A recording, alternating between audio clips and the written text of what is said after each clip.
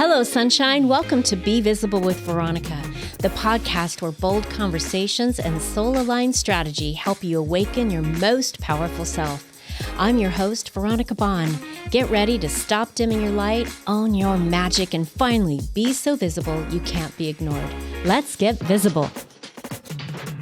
Welcome back to Be Visible with Veronica, the podcast where bold entrepreneurs and strong 6- and 7-figure earners share their story of impact, growth, and passion. And every fourth episode, we highlight a nonprofit. But before that, I want to make sure you learn about Nancy Harkins and the power of her words. Go back and take a listen to last week's episode. Today is a true story of how a personal situation created a need for a mother to create a space for her beautiful young boy to thrive and shine. And through her efforts, she has now created this beautiful community effort called Pawsitive Friendships. I'd love you to meet our guest today for our nonprofit spotlight, Tosha Tharp. Tosha, thank you so much for joining us today. Thank you for having me. I appreciate it. So you have this young man in your life, and you noticed there was something that caused you to have a concern with his development at a young age. And I love what you just shared in the folder and some of the things you brought on how Pawsitive Friendships started and what that journey looked like 11 years ago for you. Yeah, so Pawsitive Friendships started 11 years ago, but 2 years prior to that is when my son was diagnosed. So he was diagnosed at 2012, so he was 4, and I discovered it because he was kicked out of preschool. So let's tell us about what was discovered being kicked out of preschool. Absolutely. Sweet Caleb. I know, my poor little baby. Yeah, he was kicked out of preschool. And it started off by they were constantly calling me to come get him, and every day it was a little bit shorter and a little bit shorter, and then finally the preschool teacher said, you know what, before you take him home today, can you just sit here with me and watch him? Because before it was always just like, okay, here he is, get him out of here. But this time she said, I want you to sit and watch him. So I sat and I'm watching him, and I'm seeing all the other, typical 4-year-olds, and I'm like, oh my gosh, yeah, he's running around. He's the only one with no shoes on. He is playing with other kids, but he's not playing with them. It was a lot of parallel play. Oh. And she starts talking to me, she said, I've been a teacher for a long time.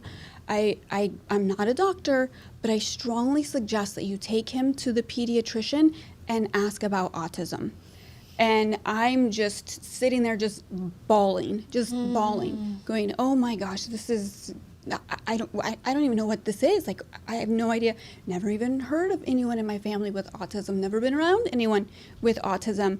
And I'm bawling, and here are all these other preschoolers coming up to me, comforting me.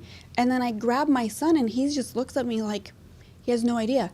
He can't. And then I'm like, that made it worse, because I'm like, he doesn't even see that I'm upset. Like, it's not sinking into him. Like, he can't read my facial expressions or my body language. So I took him to the pediatrician, told them what had happened, and the pediatrician went through the checklist, and he's like, yeah, your son has, at that time, they called it Asperger's. Okay. So it was, his original diagnosis was Asperger's, and then it changed to high functioning autism, but now it's all autism spectrum disorder. Okay. So from there, he got that diagnosis, and then they also referred us to speech therapy and occupational therapy, but then I had to get an even more formal diagnosis from a developmental pediatrician. And That was a 9-month wait list. Oh my gosh. Yes. Tasha, one of the things that we talk about on the Be Visible with Veronica show is how passion came out of a need for a solution or solution. First there was a challenge, and then a solution, then it became a passion. And these women entrepreneurs grew amazing companies. But I always think it's so important for entrepreneurs, any business, to have a conscious mindset when they are creating their mission and their values and who they are and what they stand for. And 30 years ago for me, when I decided to launch a company, I wanted to wrap it around a bigger why, because I hate, and everybody says you have to have a why to keep yourself going. Like, it has to be deeper than that. It can't just be the why of the day. It's the vision of tomorrow. And how are you serving? And so when I work with my clients, we're always talking about, who do you give back to? Who is somebody that you want to be focusing on? Who is a charity or a nonprofit, or who do you know that you can call today and say, I want a percentage of my profits to go back to you every month? Or in my case, we were in the red still. I hadn't been making it. I wasn't profitable yet, but I knew I wanted to be feeding children around the world. So that was my first mission, is finding organizations where I could do that. And that just grew every single month, every year. And then I became the managing director for eWomen Network. And that was all about creating, for me, foundational contributions and grant recipients. And that is how we met. And I love our story of, we met, your Pawsitive Friendships was taking off, you were slightly solo and had a few volunteers, and you were trying to navigate through that, and then here we are connecting again, and you as a guest on the show. But so much has happened in the last year just since we first met, but so much of that was through the fortitude that you had to persevere through with all of Caleb's diagnosis. So I want to fast forward a little bit. Okay. Because you got your diagnosis, you had the experts share, and now you're a mom needing to figure out, and I don't know, are you the hell no? Like, I'm going to figure this out. I'm not going to live in this diagnosis. We're going to find the way to make his best life possible. Absolutely. So that was, in the beginning, you go through all those different phases where you're kind of like, no, this isn't happening. Why did this happen? I want to blame this, or it's why? But all the whys went away. So can I share one little thing? Yes, of course. Okay, so in my whole journey from diagnosis to meet all those stages, is I opened my Bible, and I opened it, and it opened to John 9, and I started reading John 9, 1 through 3, where the disciples are asking Jesus, why is this man blind? Is it something that he did? Is it something his parents did? Why? And he said, no, it's so that I can be seen through him. And that's when nothing else mattered to me. Why did Caleb have autism? Was it this? Was it that? It didn't matter anymore. I did. Yep. Was it something I did? Something the doctor? Something his dad? Why? None of it mattered anymore, because my purpose was, I was given Caleb for a reason. And Pawsitive Friendships wouldn't be around if I didn't have him and if he didn't have this diagnosis.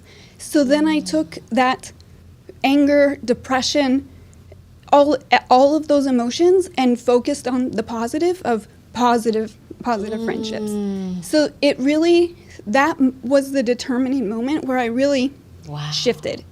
I love that you shared that story about opening the Bible, because in business we don't often talk about our beliefs and our faith and what gets us through. And that mattered to you, that you could turn to something and words in the Bible that guided you. And I know that became part of your mission in turning it over to God and then saying, use me. Yep. And I feel that's my purpose. So I always want to do the right thing, do what's right, do my purpose, fulfill my, why am I doing this? So it's not always it's not for me. It's a distraction. Pawsitive Friendships has been a great distraction in my life through abusive marriage, through everything, diagnosis, fighting with schools, everything is a great positive distraction, but it's always fulfill my why. How many more kids can we help? We're doing this for the kids and doing the right thing for the community. So I want to talk about the first PAW involved, and you guys, that's PAW for Pawsitive Friendships. So let's talk about how you brought these fur babies and four-legged creatures into your life to help you with Caleb in this space and creating this friendship with our other warm-blooded friends. Yes. So I've always had dogs. Love dogs. When he was little, I had French bulldogs, and one of them was she was my shadow. Her name was Zoe. Oh, and so I love your Zoe story. My son Caleb was so non-compliant, and I'm like, well, Zoe's here. I need him to sit still in the swing. Hey, if I put Zoe in the swing with you, will you sit still? And he's like, sure. I had no idea. Am I gonna put her in the swing and he's gonna jump out? And he's 4 at this time now? He was 4 at the time. Yep, he was 4. And she was just there. Was just a lump. And so I pick her up, put him in the swing, and he's in the swing, pick her up, put her on top of him, and I tell him, you have to pet her because she cannot fall out of this swing. Okay. And I pull it up and I'm swinging them, and then he's staying. And I'm like, oh my goodness, this is working. And I actually, let me yes. my visuals. Yes, so for those of you who are listening, you'll be able to see this on YouTube if you go find the show there. Okay. Oh, that's okay. So here's the first one. So these were we always did the same exercises at home that we did in the occupational therapy gym. So you can see the first thing we start with is the swing. Okay. So he would start with the swing without Zoe. Never wanted to work because he knows after that I have to do exercises that are difficult. Oh, okay. So there was zero compliance. So he wouldn't even get in the swing. Because he didn't want to do number 2, 3, and 4. Correct. He didn't want to do the next things. So he would spit at me, pull my hair, run away, anything, go do his preferred activities, compared to now all of a sudden I switched. And we add Zoe We add to the Zoe picture. in here, yep. And so now he's wanting to comply. Because and he's moving through each of these. Yes. Wow. So in the graphic, it's a little chart that has numbers. First you do number 1, then you move to number 2, number 3, number 4. And from there, Zoe was either directly or indirectly incorporated into every single activity. And so for the first one with the swing, she was on his lap.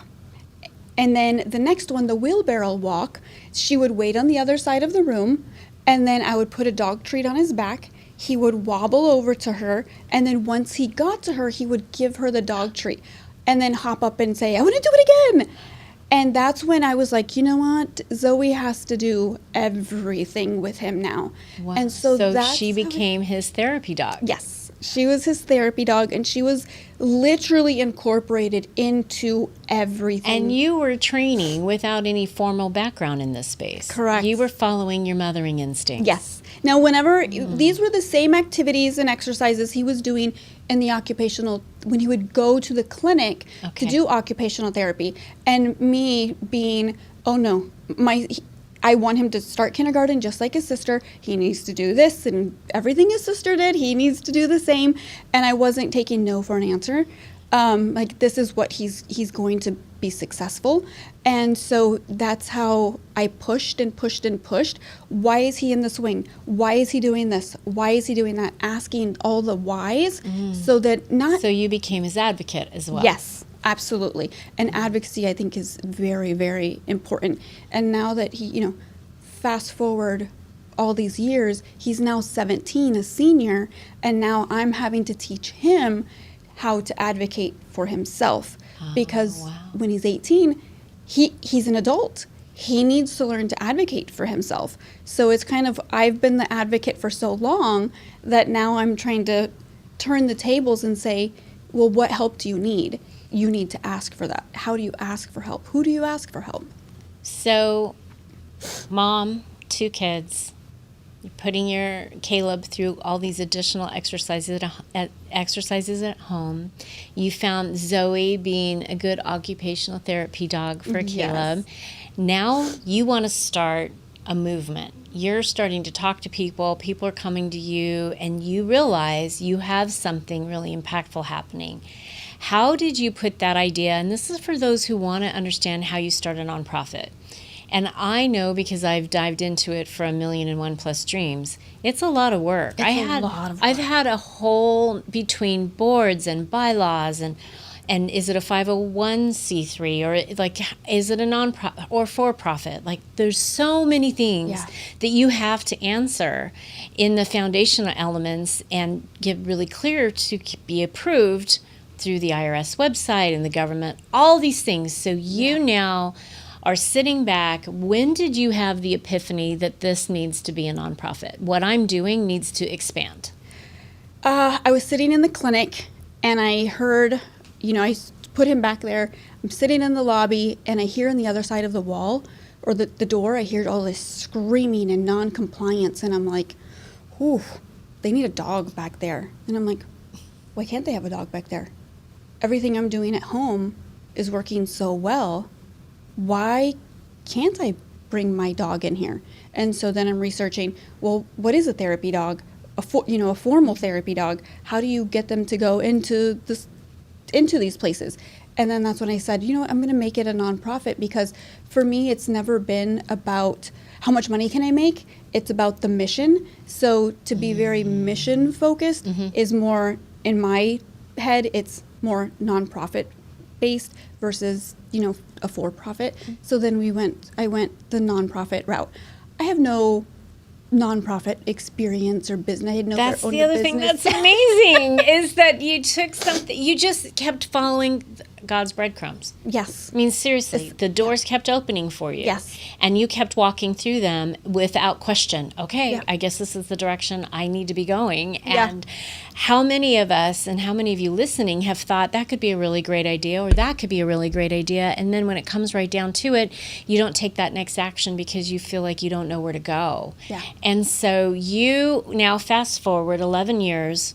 You start the nonprofit. How long did that take you off the ground, to get off the ground? So I filed my official paperwork with Arizona, September. Then once that was approved, so September of 2014. Okay. From end of September, we got our official IRS 501c3 status December 8th of 2014. Oh. So short time period. Okay. We were approved so quickly. When I got it in the mail, I'm like, I'm going to have to redo more paperwork to fix something. I filled something out incorrectly, but it was my approval letter. And I'm like, oh my gosh. But in my head, that I said, this proves my first time, did it right, got approved instantly, really. I'm doing what I'm supposed to be doing. This is my purpose.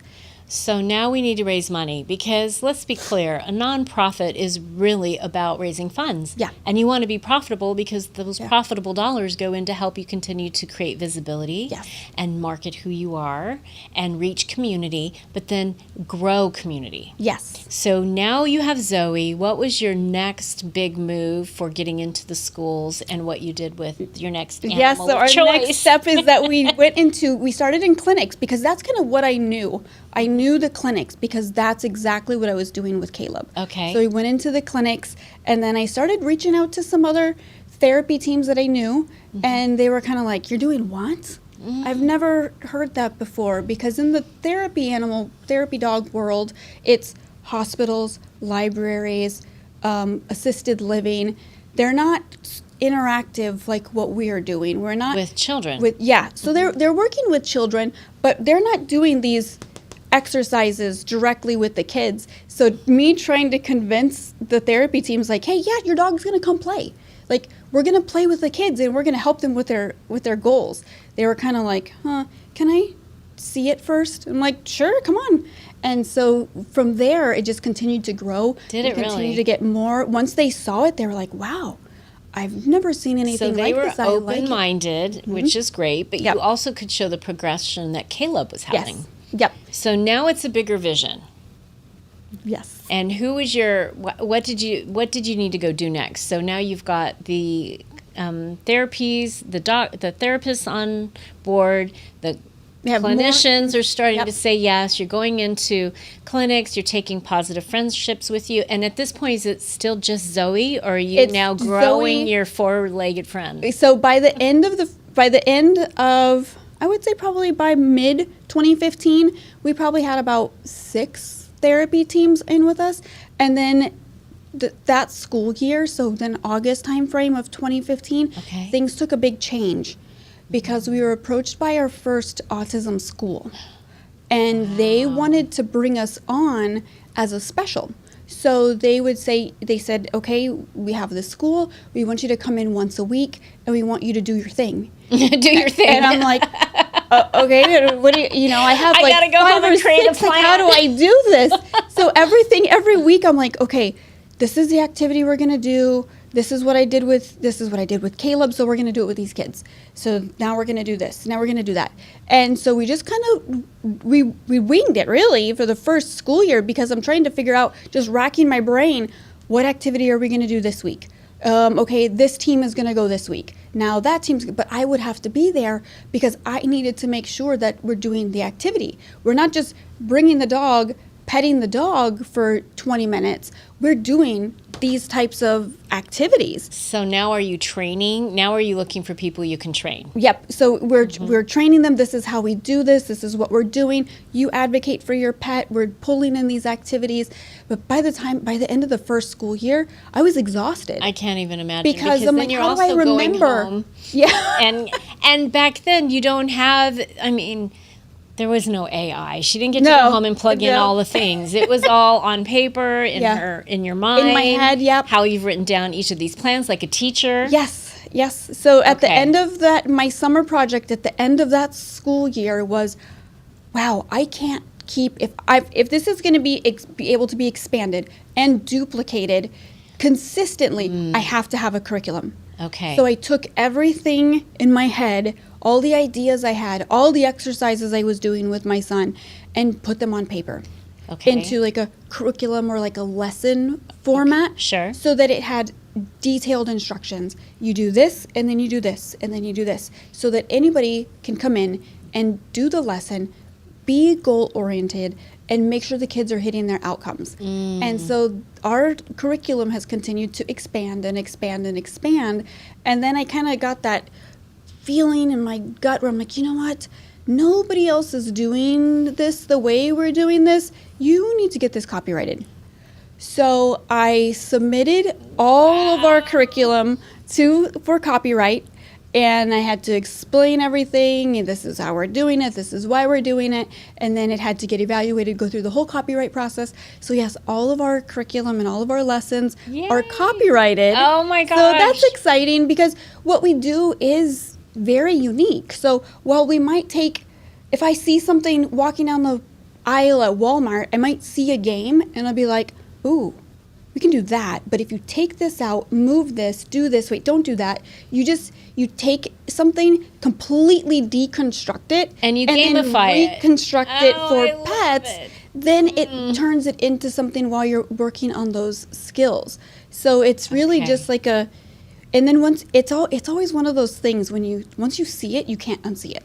So as you wanted to put the copyright in place and the nonprofit, where did you go? How did you get some support or help? Did you find a coach? Did you look for something? Did you go on the internet? Did you use the encyclopedia? Like what were you doing to find the way to do some of these things for those listeners and viewers? Google, lots of Google. How do I do this? How do I do that? And then when you look at the paperwork, the forms are just it looks impossible. And you just have to go, for me, I just went really slow, read it, and then reread it, and then filled it out, and then reread it again, make sure that I have it correct. But every time I would do that, I'm always anticipating, all right, what's the worst that they're going to have to tell me? You fill it out again and redo it. So you have this huge faith. So I'm just like, I'm just going to do it, and if I have to redo it, then I have to redo it. And then I can always pick up the phone and say, hey, why was this declined? But thankfully, and I feel again, it goes back to this is why I feel like I'm really doing my purpose is because each step, like you said, the door just kept opening and kept opening. And if it would have been just shut in my face, I probably would have kicked for a while. But if it would have continued to shut and shut and shut, then it would have made me kind of step back and say, maybe I need to rethink what I'm doing. but God's continued to put the right people in my life at the right time, and the doors have continued to open for Positive Friendships. And you know, Tosha, confidence is the outcome of courage. And if you don't move forward with your action or what it is you love to do, and you don't take those necessary steps or even ask for help, it sounds like you were solo on your own, figuring it out by yourself for a while. Which isn't always a good thing. But you learned a lot in the process, did. and you still got it done. That now you have this glowing confidence of what you've created and what you've done, and now you've affected hundreds, if not thousands, of families. Thousands. This year, 2,600 kids and adults with special needs. That is so amazing. Starting with one. But Caleb now, he tells me he's patient 0. So he told me he has a little name tag, and it says Caleb, and then it just says volunteer. And he says that he wants a new one, and he wants it to say patient 0. I love that. So now you have grown this community. You've used you and I talked about your dream, your big dream, what that would look like if you had a magic wand. And I want to get into a couple more details on how many. I want you to talk about your sweet little pig and, and these animals that you bring into not just the clinics, but the schools. Yeah, for mostly autistic. the schools. Yeah, so now we're primarily in the schools and adult day programs. And yes, Penelope, she's my pig. My Well, I'm looking at your bag over there. My bag, my purse, my wallet. So you have a new mascot. Yes. So it's always kind of think outside the box. And so the kids that we work with, their sensory is a big part of it. And Penelope, the pig, is a big part of it. She's very sensory. She's just sensory overload. But we do, Positive Friendships, we have the ability to bring on 13 different species. Now, with it, we don't have all 13 species because we're volunteer-based. So not very many people are going to own a goat or a mini horse or a pig compared to the number of people that own dogs, right? So you're more likely to have somebody own a dog than a pig. So what are the 13 species? Who are you looking for next? Oh, absolutely. So we have, of course, dogs. You could do dogs, cats, pigs, goats, birds, not chickens though, birds, alpacas, mini donkeys, rabbits, guinea pigs, ball pythons, desert tortoises, bearded dragons. So if any of you are listening and you're in Arizona and you want to connect with Tosha because you have one of those animals and you want to understand what that would be, what that partnership would look like, please make sure that you're reaching out to her. And I also want to highlight your Frenchies. So you had Zoe. And now you have Jacques. Yep. So Jacques is actually our logo. So our logo is the boy and the dog, the little Frenchie. And actually, so Jacques is the logo. Okay. I started with him, but not started with him because he was only 6 months old at the time. Okay. So he was not quite as well-mannered as Zoe was at the time. Okay. And Zoe has since passed, and so I have Jacques. He's now 12. So he's a senior dog, so he does more of the mascot, come with mom to speaking things now. I know you were going to bring him today. I was going to bring him, sick. and the poor little guy has ear infection. Next time. I will have to bring my little buddy. You guys, drop a 1 in the comment if you want to see Jacques on Be Visible with Veronica, and we'll set that up. But yes, and we get asked a lot. So we can't ask our volunteers who have mini horses to drive their mini horses to Surprise or to Glendale. That's a lot to ask of a volunteer. Or vice versa. Our volunteers in Surprise to bring their rabbits to Mesa. It's a big ask. So my big dream is to have a farm for Positive Friendships where we can house our own animals, and then we staff the animals and their staff handlers to take those animals all across Maricopa County so all of the kids can then have that experience. Because it's important to me. I mean, how they all can see dogs, but families with special needs kids, it's not easy to take them to a petting zoo or to any type of facility, maybe to the zoo or to anywhere to see those types of animals. But if we can bring them to school with the kids, it's going to be a blessing to the parents, to the teachers, to the students. And it could be that thing that pushes them over where they're like, you know what? Now I want to participate. Now I want to engage and I want to do these activities. You never know. You never know what's going to be that catalyst to help them make that next step towards growth. So I want to ask you, and thanks for sharing, because having that big dream, that magic wand of what the future looks like, what would be your timeline for making that dream come true? When would you like to see that happen, Tosha? I would love to have that happen in the next 5 years. Okay, 5 years. 5 years is my goal. And so that's going to take funding. A lot of funding, yes. So, and it's somebody with a generous philanthropic heart, or lots of somebody's. Yep. What are you looking for right now, and how do people find you? And we're going to put this in the show notes too, but I want you to share, because I'm looking at this Revved Up for Autism.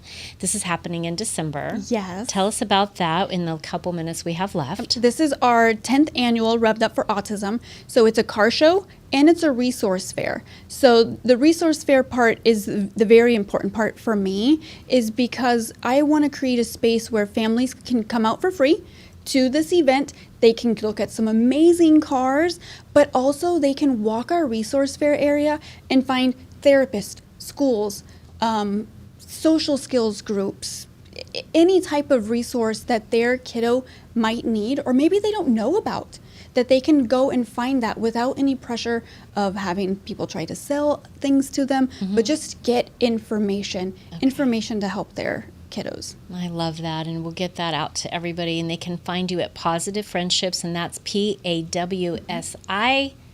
Yes, positivefriendships.org, correct? Yes. That's your website. Tosha, last question today. What are you the most proud of for yourself today? What? It's been 17 years with Caleb. He's a senior. 11 years of you having this beautiful charity. 13 years post-diagnosis, and he's graduating and doing amazing things. But what are you the most, when you look in the mirror, if you could tell your past self what it would look like today, what are you the most proud of that you've done, that you've accomplished? Not giving up and staying focused. Staying focused on not just necessarily how I can help my son, but how to help others. Because you never know. We don't know what the other families are going through. But if we, Pawsitive Friendships, stays focused on helping those kids, giving them the best day they can, taking that home with them, then you're being a blessing to so many other families, to so many other kids. It's just really just staying the course. And well, I'm super proud of everything that you've done, of knowing you. I just honor this space, this beautiful connection you've created by being a mom who is forced to make a choice and given this challenge and obstacle. And I know that you are also a resource for other moms who might be going through the same thing right now, and knowing that they can reach out to you. And also other women that are listening going, I never thought of creating a nonprofit with a skill set I had to learn because I was forced to, given my current situation. And I love that you've kind of blazed this path and you created some visibility around what you're doing. And now you're all over the valley sharing your story, having incredible success, but knowing that people can always contribute. You need to do more. You have a bigger vision. In order to get that vision in 5 years in place, you need some dollars to come in for you to help you with that. That money is just a tool. Yeah. It's just a tool for you to do more of what you want to do. So we can help even, I mean, the thought just like, wow, if we had this, how many more kids can we help? How many more families can we help? How many more experiences can we help improve their outcomes? So. And if you're a business looking to have a mission with your message, please reach out to Tosha Tharp at Pawsitive Friendship and connect with her. And we will, again, put your contact information in the show notes. But thank you for being a guest on Be Visible with Veronica. You. All of my guests receive this fun Hello Sunshine box. So just a little sunshine in your life to remember to keep you. having fortitude and focus. And when you feel like you can't make that next step, that next call, crawl out of bed, this will help you have a little bit of sunshine to brighten your day. Thank you so much. I appreciate it. Thank you so much for having me on. You're so welcome. And stay tuned next week when we interview Julie Krasinski, the Joy Coach. She's amazing. You will love to hear what she has to say. And I can't wait for that episode. And please share this episode and subscribe to the channel, because the more people do, the bigger reach we have and the greater global impact we can make to all humans. Go be kind. Bye for now. Thanks for tuning in to Be Visible with Veronica. If today's episode sparked something in you, share it, tag me, and pass it on. Your presence has power, and the world is better when you let it be seen. Don't forget to subscribe, leave a review, and keep showing up as the unstoppable force you were born to be. I'll see you next time.